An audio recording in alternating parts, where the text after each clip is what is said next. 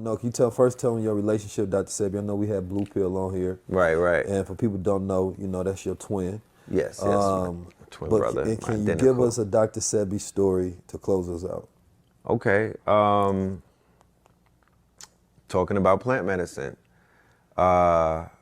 This is the early 2000s. I was a little ratchet, a little bit outside of, I was drawn outside of the lines.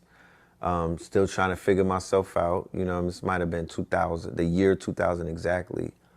And,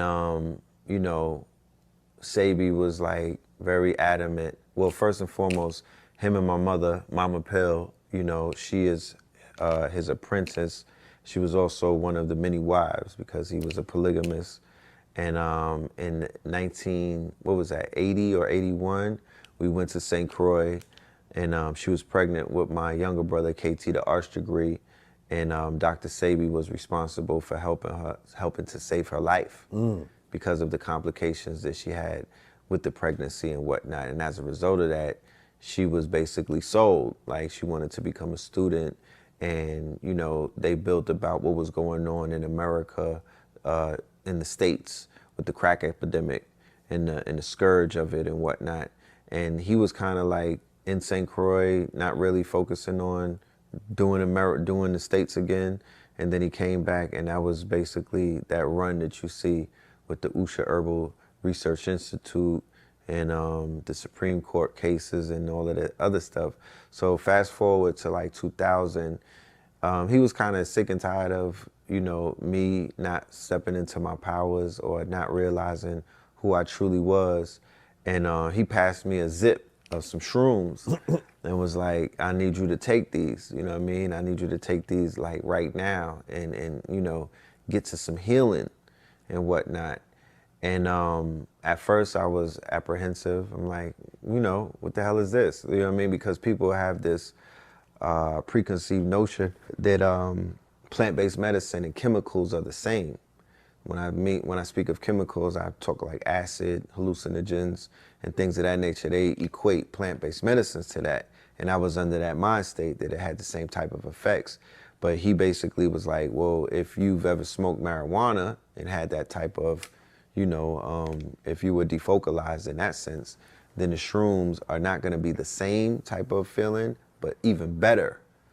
So I was like, He sold you. Very fast. I was like, don't tempt me, brother. If you ever smoked before, Phil, it's going to be the same, but a little better. But even better. I'm about to just start laughing.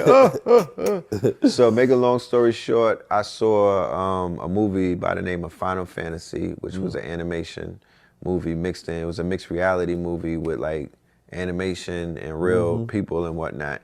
And if you ever felt your eyes feel something, like if you ever seen something so beautiful that it felt like your eyes felt it. Like if you ever stared at something so beautiful and like you can feel it in your eyes, like your eyes actually have hands or something. My senses were heightened. I think most men can think of something like that. I think they can too. The senses of hearing, the senses of touch, taste, everything was heightened. It was a dope trip, a dope experience.